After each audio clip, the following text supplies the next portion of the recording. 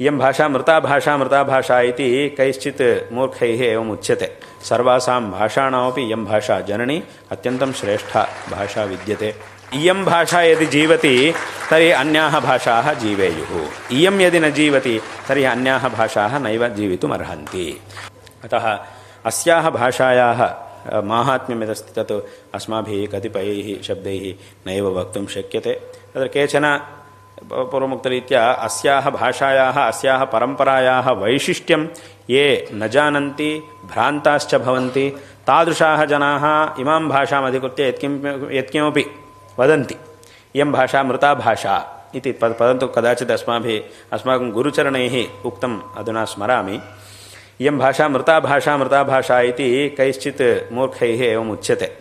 परन्तु इयं भाषा मृता भाषा इति कुतः उच्यते? सर्वे अस्मिन् जगतीतले यावन्तः जनाः सन्ति ते सर्वेपि अनया भाषया न व्यवहरन्ति, केचिदेव व्यवहरन्ति इति कृत्वा इयं भाषा मृता भाषा इति वा? अथवा अस्मिन् जगतीतले कोऽपि जनः अनया भाषया न व्यवहरति इति कृत्वा इयं मृता भाषा इति वा?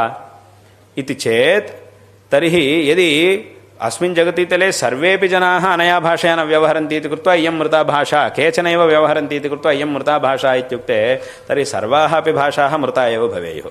यतोहि सर्वेपि जनाः कामपि एकां भाषाम् अस्मिन् जगतीतले नैव वदन्ति।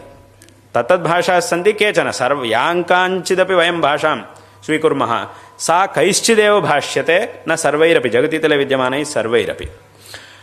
न तथा नास्ति अस्मिन् जगतीतले कोऽपि अनया भाषया न व्यवहरति इत्युक्ते तथा केन उक्तं? वयं सर्वेपि व्यवहरामः, ई अनया एव भाषया वयं सर्वेपि व्यवहरामः, बहून् व्यवहारान् वयं कुर्मः। एतादृशाः अनेके ग्रन्थाः, लक्षशः कोटिशः श्लोकाः सर्वेष्वपि ग्रन्थेषु मिलित्वा उपलभ्यन्ते। एतादृशाः अत्यन्तं विस्तीर्णाः ग्रन्थाः अनया भाषया उपनिबद्धाः सन्ति।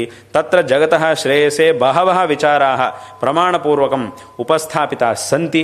अतः एतादृशां भाषां यदि मृता भाषा इति कश्चित् वदेत् तर्हि स एव मृतः इति वक्तव्यं। स एव मृतः, न तु इयं भाषा। जीवन्नपि सः मृत एव इति अस्माभिः वक्तव्यं भवति।